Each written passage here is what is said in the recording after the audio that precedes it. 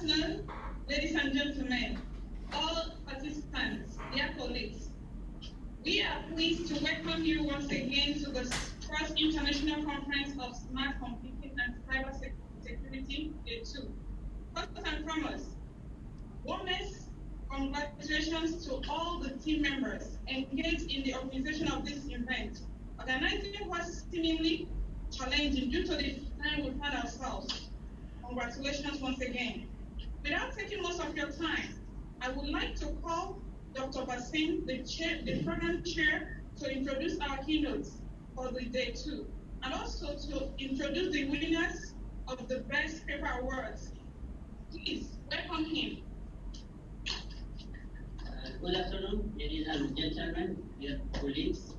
On behalf of Smart 2020, I'd like to welcome you again for the second day of Smartcyber 2020. It is an honor to have two more keynote speakers for today. Professor Rizal Abdul Qadir from UIR Indonesia and Professor James A.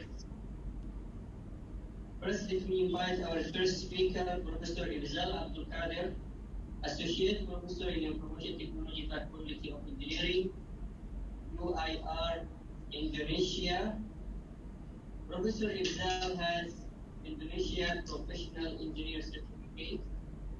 He also a member of IAES and also member of IEEE. He is going to deliver speech on intelligent ubiquitous sensor application scanning, sensing, and actuation. Please welcome him. Professor Rizal, the mic is yours. Basim. Okay. Thank you very much, Basim, for your times, and good afternoon, everybody. Thank you for PDU to give me a chance to send an idea and our project on this forum. Let me share the slides.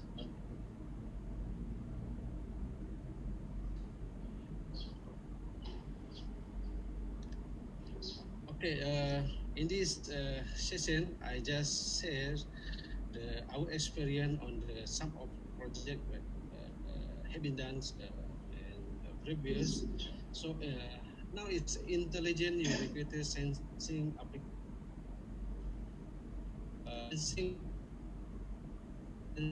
detect the value more than scanning, sensing, and actuating.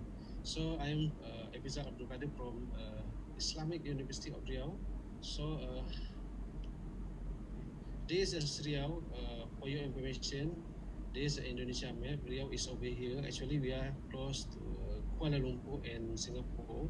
So yeah, this Riau state. Riau is a state, and the capital is Pekanbaru. Now we are here in Pekanbaru. So Singapore is here.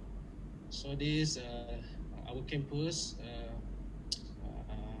Islamic University of Riau. This is our main building of administration. Actually, I am here in these buildings. So somewhere here in this building. Okay, this is our team from RMC, Research Management Systems. I am part of the member of RMC Research Management Center. So for this afternoon session, maybe a bit sharing about sensing, smart sensing application and ubiquitous sensing applications. As we know, the conventional sensing before it just sense, detect the value. For example, if we are going to monitor or detect temperature in the room or whatever is it, we need to install the sensing and see the monitor or display and log manually. So we have to log manually, create the chart, entry the data. After that, with the technology computerized, the logging system automatically from the sensings interfacing to the PC or computers. Then after that, the technology become through the going to the cloud computing, so they automatically sharing data through the cloud, so everyone can get the data automatically. Now is sensing become a smart. As we know, we have something like smartwatch. They are scannings. The smartwatch be able to detect our movements. Let's say we are less movement, so sometimes we go to running or walking, so the smartwatch will detect we are movement from one point to another point. So this something like scanning. After that, this not only as scanning but only as sensing. So smartwatch one of the part of the sensing technology is to get many value of data, so they can be as counting or the moving of distance, blood vessels, sharing the data, step recon, and in the end they can route the map when someone is running or walking, so they can create by GPS to create the routings from starting point to finish point, and also to get the summarize how calorie or whatever data we did on the walking. So in the end, also connected to maybe medical device to get a feedback or to the actual things based on the data received. So this current sensing technology.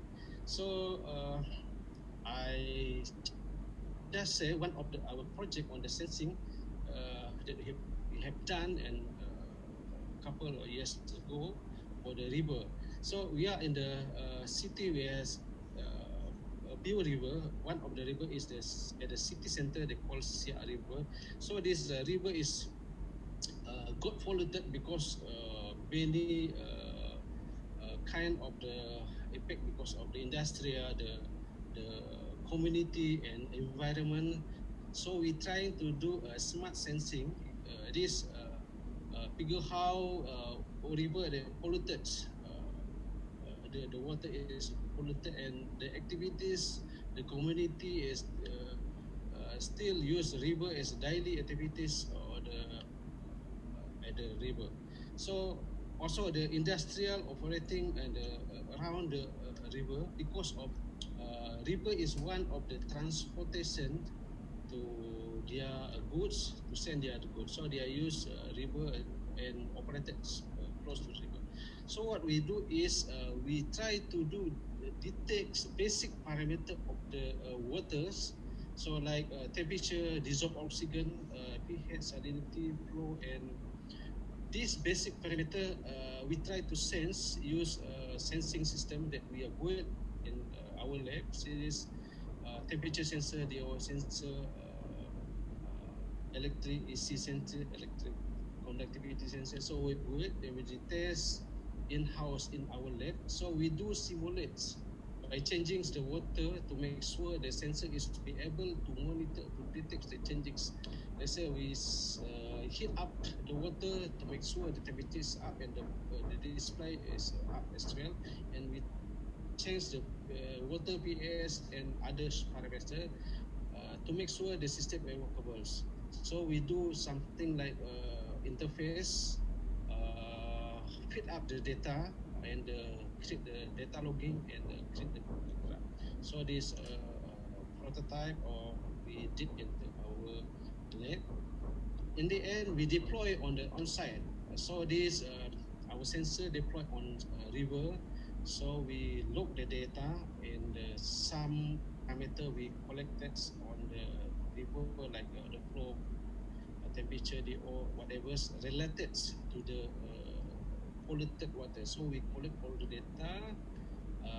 This how the configuration we set up because Sorry to interrupt you. We can't see your slides. yes. Excuse me. I think you switched to. You stopped the sharing for some reason. It was okay, but out of sudden it disconnected. So could you please Share the share the Hold on.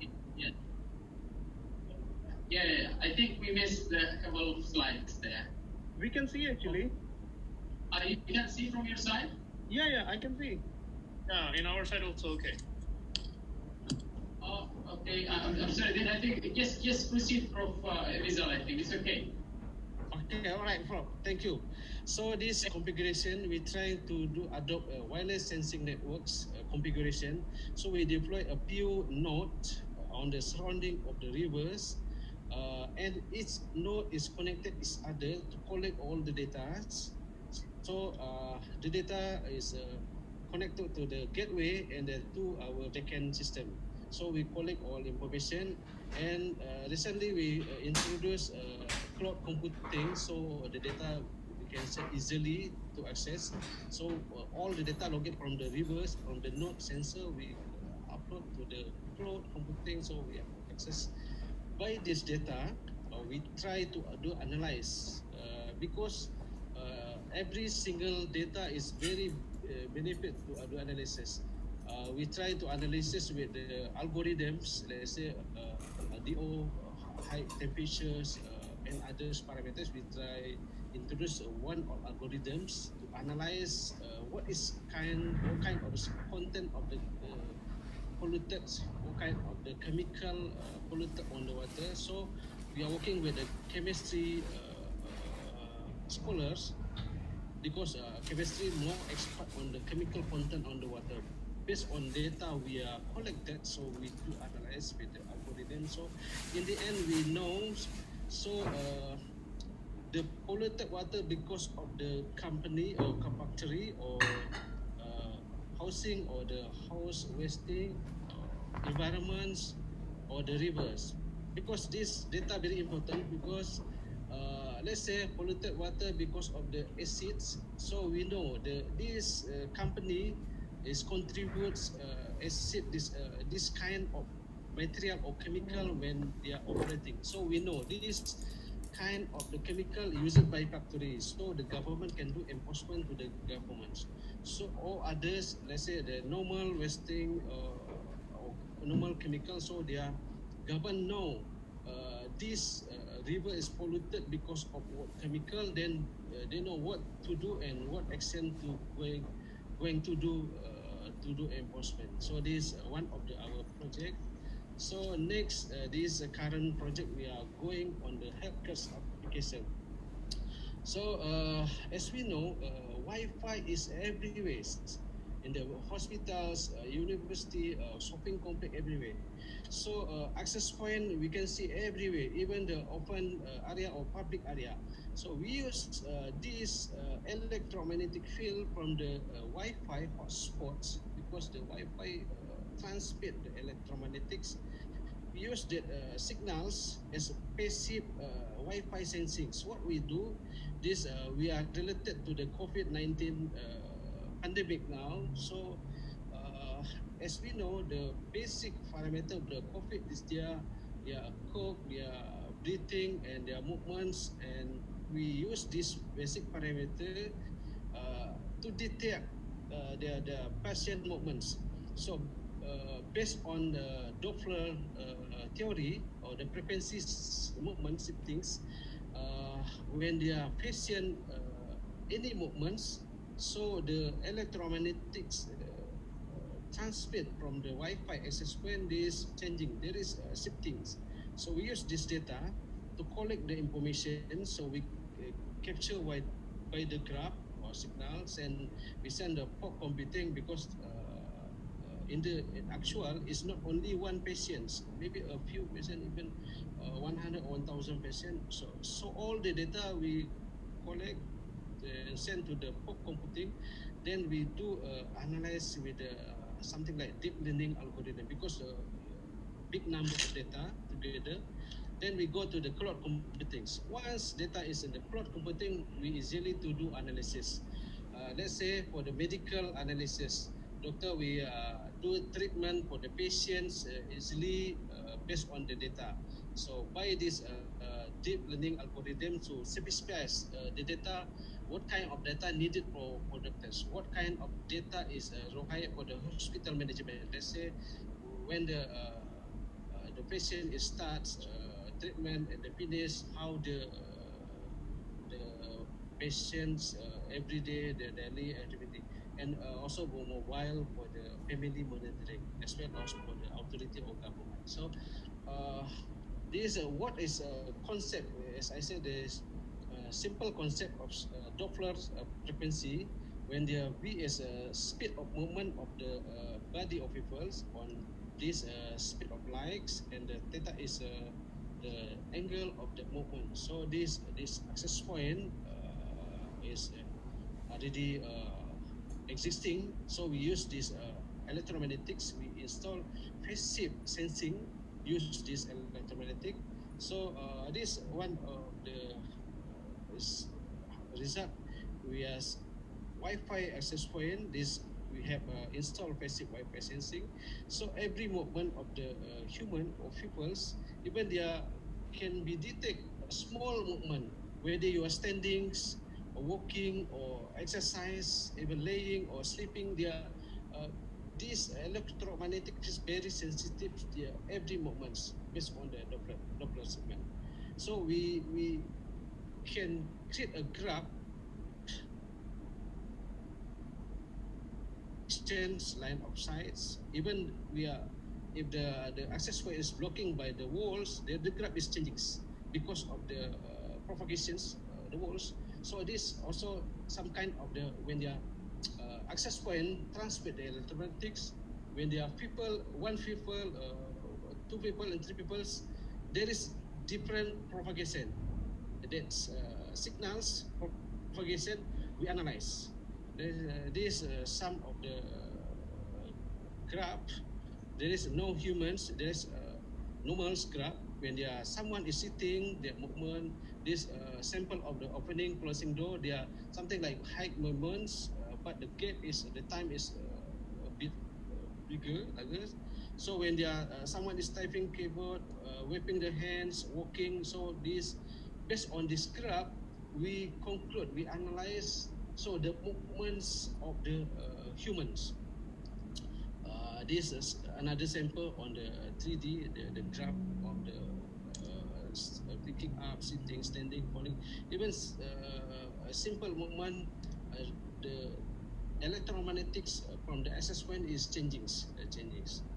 So based on these samples, let's say to the patients, just now we got a sample from the patient in the hospital when they are kings, cope, they are something like huge peak signals. So based on this peak signal, we analyze how many times a day, how many this, we try to analyze the signal. And in the end, we can conclude the summarize how many cope in the day, the movements, events, the left, right movements we can detect based on the so this in the end we have the hospital or doctor to do as like events the temperatures because our human bodies contribute temperature. So the more people, because the temperature will increase, so we can detect as well as the temperature. Let's say one patient, two patients, how many breaths per minute and which locates. So in the end, this project actually is still running. We are doing now in this project. In the end, we expected to contribute to the hospital.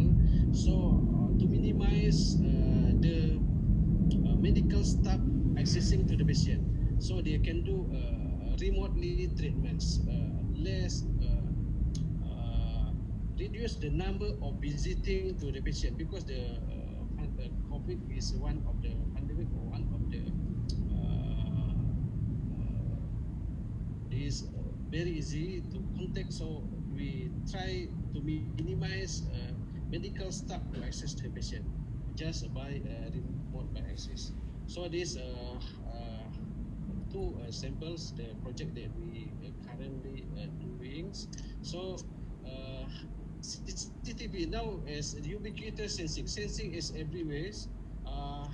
As now is a CCTV before that, CCTV just monitoring the traffic, how heavy the traffic, like everything. Now the CCTV camera is not only just to monitor or to watch the traffics, but furthermore we can do analyze how many traffic, how many car, how many vans, how many lorry.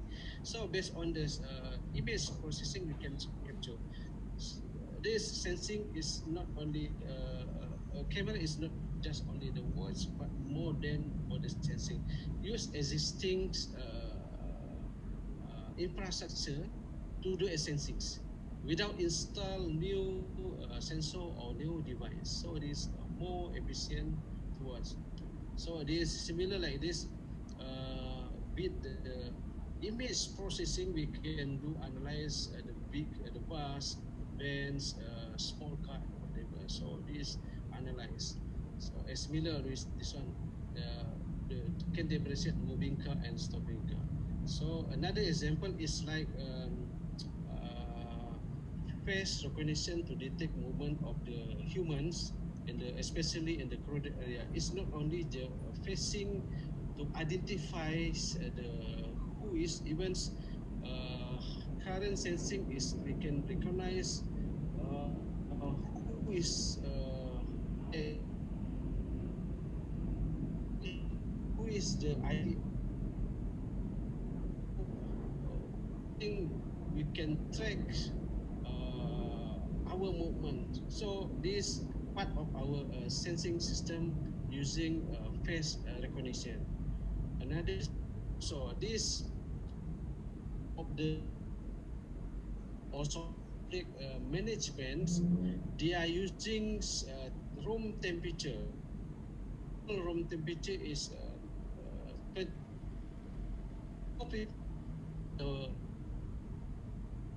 temperature.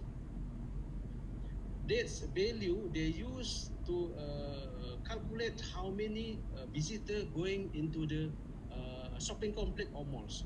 So as we know, more peoples in the one area, so the temperatures because human body contributed hot.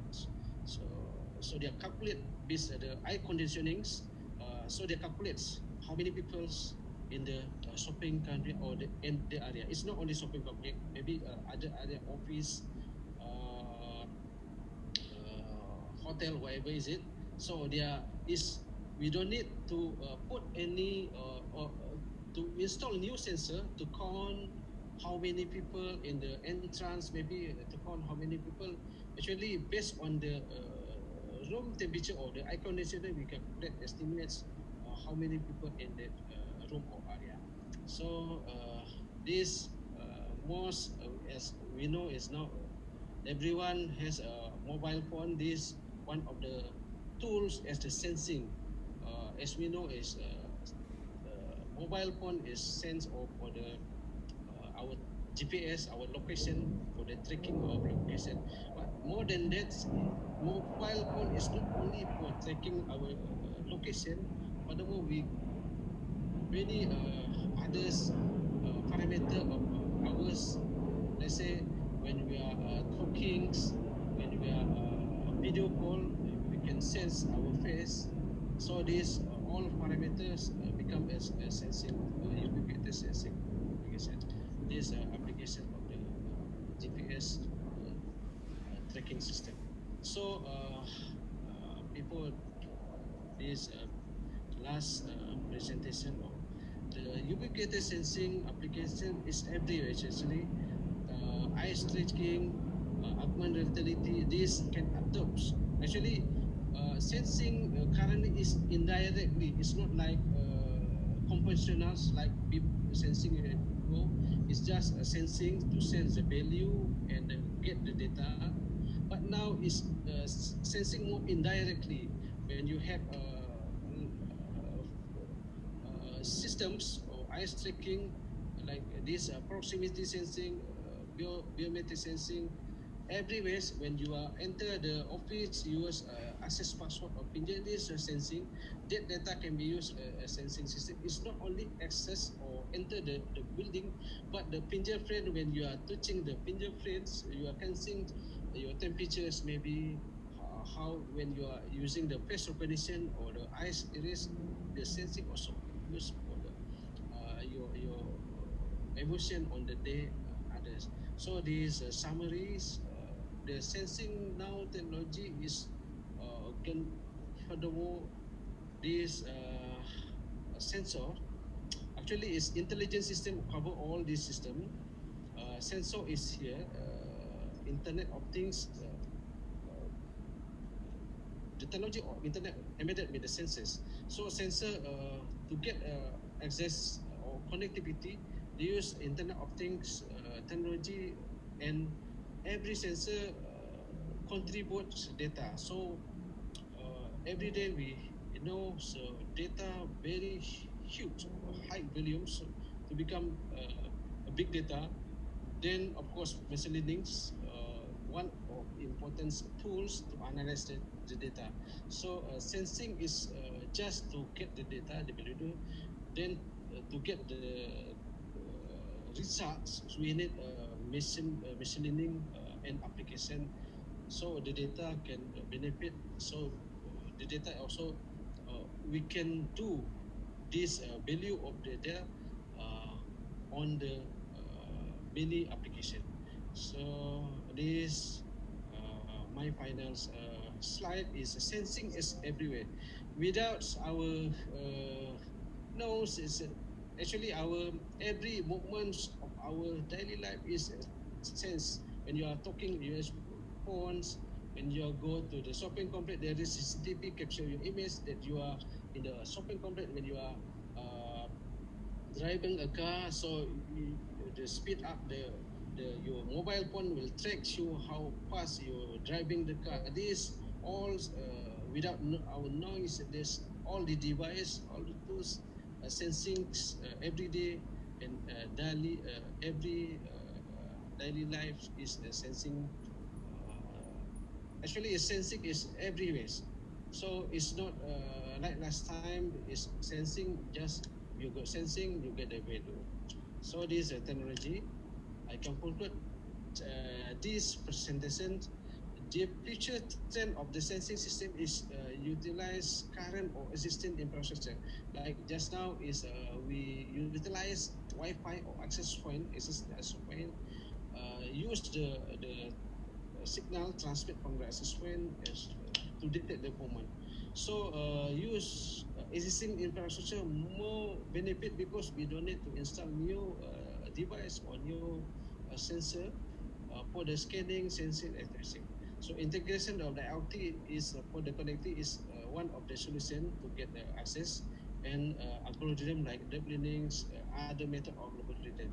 In the end, the sensing is now is not only just sensing like people, let's say we monitor our room temperature is low. Just we know the room temperature is high or low, or we know detects the car is speed up more than 100 without access. Now sensing is more than what is action to do. There is activities. Yeah? If you got temperature is lower, what they tend to do with if the car is over speeds, what to do. So the sensing know to do to report maybe to the police to report. So this something like acting. There is actions in the end. It's not only just sensing. I think this all my presentation. Thank you very much for your attentions. Thank you, Professor Irizal, for giving such insightful talk.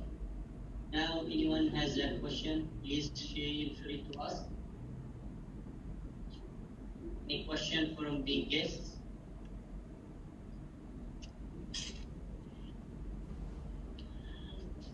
Romanga? Hello, Professor. I think it was a great speech, a great talk, and I would like to ask your view only about the privacy. I think we know nowadays a lot of countries they started to monitor their people through CCTV, and also most of the technology in developing country or underdeveloped country is imported from another countries.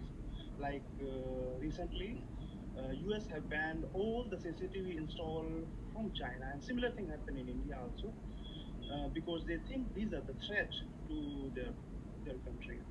So similarly now, I mean, how do you think this kind of threat is visible in ubiquitous scenario? Because nowadays, even you go for any university, any campus, there are a lot of CCTVs, and with the implement of new technology like monitoring their face, their fingerprint, their all like face recognition, then with those data, actually we can access their mobile application, there are all kind of application because nowadays all kind of application they use face recognition or like even eye also.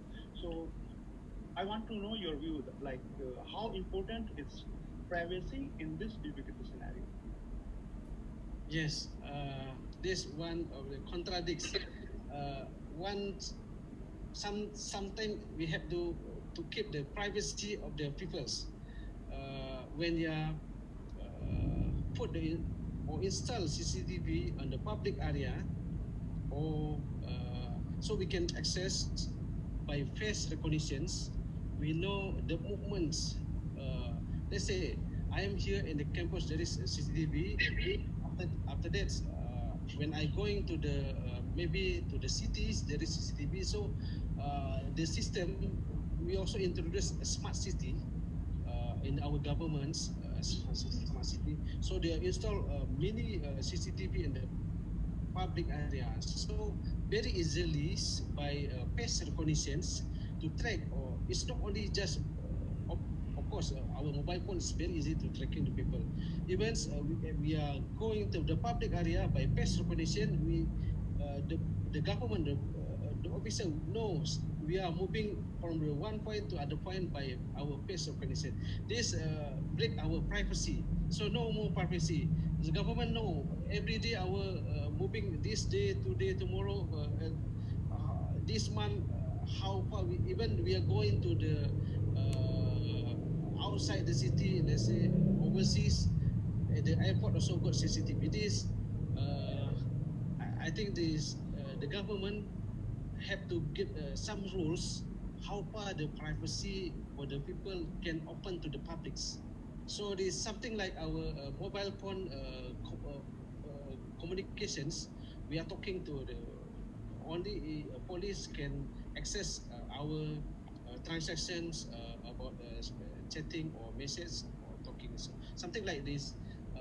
I think governments or have to make some rules, clear rules, how far the privacy of the people is can open to the publics. I think this is my opinion. I totally agree with you. Especially in the local mall or shopping complex, the data is not that secure compared to the government facilities. So I believe I think is the right way. Whenever people are recording this kind of data, there should be some protocol, or like not even a normal security person can see. They should have some specific law. I totally agree with you. Government should not interfere everywhere, and they should have proper law, and not everyone can see those kind of things. Okay. Yeah, thank you, Dato.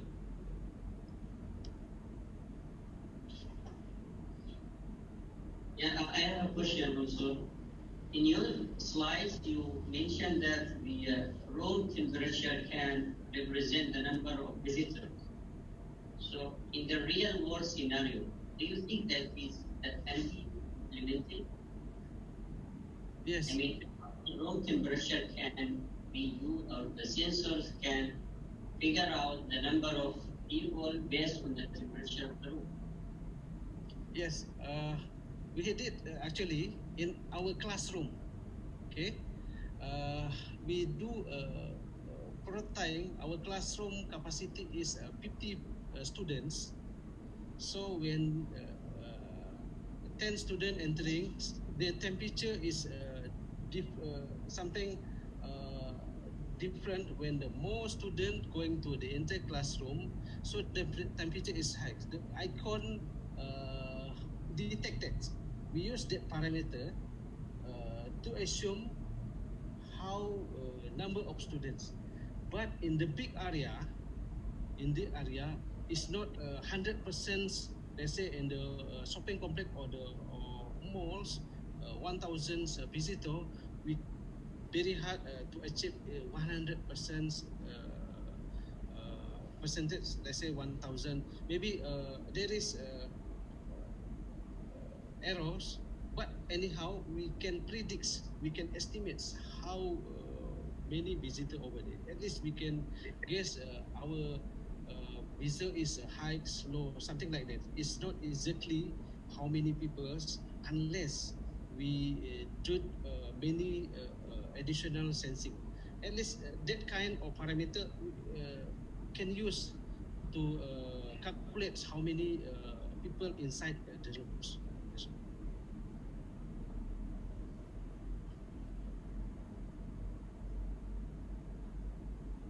All right, thank you, Professor Rizal. Now, want me to welcome our second keynote speaker. Terima kasih sudah menonton video ini dan nantikan materi menarik lain pada video berikutnya, serta jangan lupa untuk subscribe dan like. Terima kasih atas perhatian Anda semua. Wassalamualaikum warahmatullahi wabarakatuh.